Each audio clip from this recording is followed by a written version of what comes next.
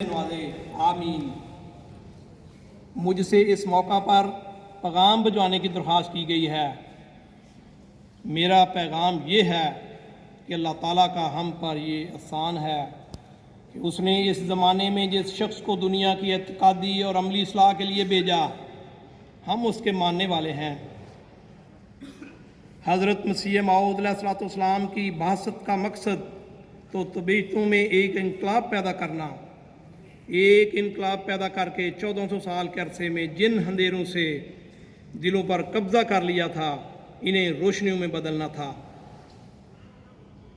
حضور فرماتے ہیں، پس ہمیں اپنے جائزے لینے کی ضرورت ہے کہ کیا ہم ان معیاروں کو حاصل کرنے کی کوشش کر رہے ہیں جو ہمارے بڑوں نے کیے، چاہے وہ صحابہ تھے یا ان کے بعد ہونے والے احمدی تھے۔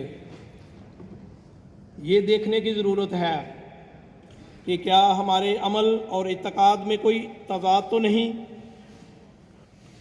دین کو دنیا پر مقدم کرنے کے عہد اور نعرے صرف وقتی جذبات تو نہیں۔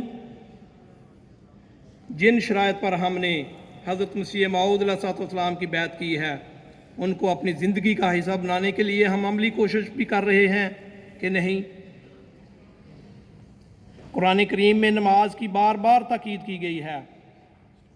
حضرت صلی اللہ علیہ وسلم نے بھی اس کی اہمیت کی طرف بار بار توجہ دلائی ہے، اور شرائط بیعت کی تیسری شرط میں حضرت مسیح موعود علیہ السلام نے بھی ہم سے یہ عہد لیا ہے کہ بلا ناغہ 5 وقتہ نماز موافق حکم خدا اور رسول ادا کرتا رہوں گا۔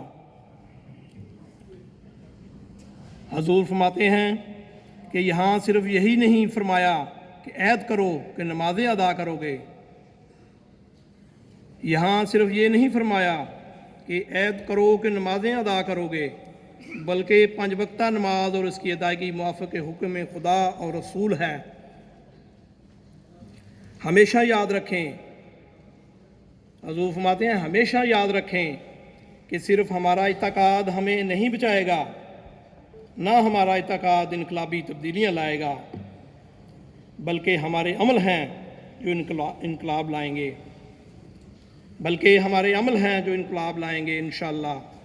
پس خلافت کے ساتھ مضبوط کرنے کے لیے ہر احمدی کا فرض بنتا ہے، خلافت کے ہاتھ مضبوط کرنے کے لیے ہر احمدی کا فرض بنتا ہے کہ وہ اپنی نمازوں کی طرف توجہ دیں، تاکہ وہ انقلاب جو حضرت مسیح موعود علیہ السلام کے ساتھ وابستہ ہے، جس کے نتیجے میں دنیا کی کثرت نے حضرت محمد مصطفیٰ صلی اللہ علیہ وسلم کے جھنڈے تلے جمع ہونا ہے، وہ جو دعاؤں کے ذریعے سے عمل میں آنا ہے وہ عمل میں آئے۔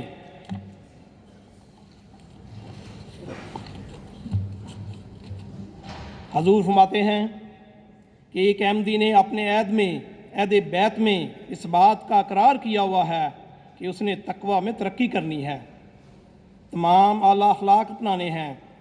اس لیے آپ سب کو خاص طور پر یہ سوچ اپنے اندر پیدا کرنے کی ضرورت ہے، کیونکہ انصار اللہ ہیں، ایک ایسی عمر ہے جو نحن انصار اللہ کا اعلان کرتے ہیں۔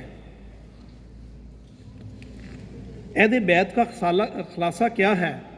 حضور فرما رہے ہیں عہد بیعت کا خلاصہ کیا ہے؟ شرک سے اجتناب کرنا، جھوٹ سے بچنا، لڑائی جھگڑوں اور ظلم سے بچنا، خیانت سے بچنا، فساد اور بغاوت سے بچنا، نفسانی جوشوں کو دبانا، 5 وقت نمازوں کی ادائیگی کرنا، تہجد کی ادائیگی کرنا، استغفار، دعاؤں اور درود کی طرف توجہ دینا، تسبیح و تحمید کرنا، تنگی اور آسائش ہر حالت میں خدا تعالیٰ سے وفا کرنا، قرآن شریف کے احکامات پر عمل کرنا، تکبر، نخوت سے پرہیز کرنا، عاجزی اور خوشخلقی کا اظہار کرنا، ہمدردی خلق کا جذبہ اللہ تعالیٰ کی رضا کی خاطر اپنے اندر پیدا کرنا، اور حضرت مسیح موعود علیہ السلام کی کامل اطاعت کا جوا اپنی گردن پر ڈالنا۔ یہ ہے خلاصہ شرائط بیعت کا، اور یہ کم از کم معیار ہے جس کی ایک احمدی سے حضرت مسیح موعود علیہ الصلوۃ والسلام نے توقع فرمائی ہے۔ اللہ تعالیٰ کرے کہ ہم سب کی توقعات تعلیمات پر، ہم سب ان توقعات اور تعلیم پر عمل کرنے والے ہوں، اور ہماری ایک کے بعد دوسری نسل توحید کے قیام اور عبادتوں کا معیار قائم کرنے کی بھرپور کوشش کرتی چلی جائے۔ آمین۔ وسلام۔ خاکسار مرزا مسرور احمد، خلیفۃ المسیح الخامس۔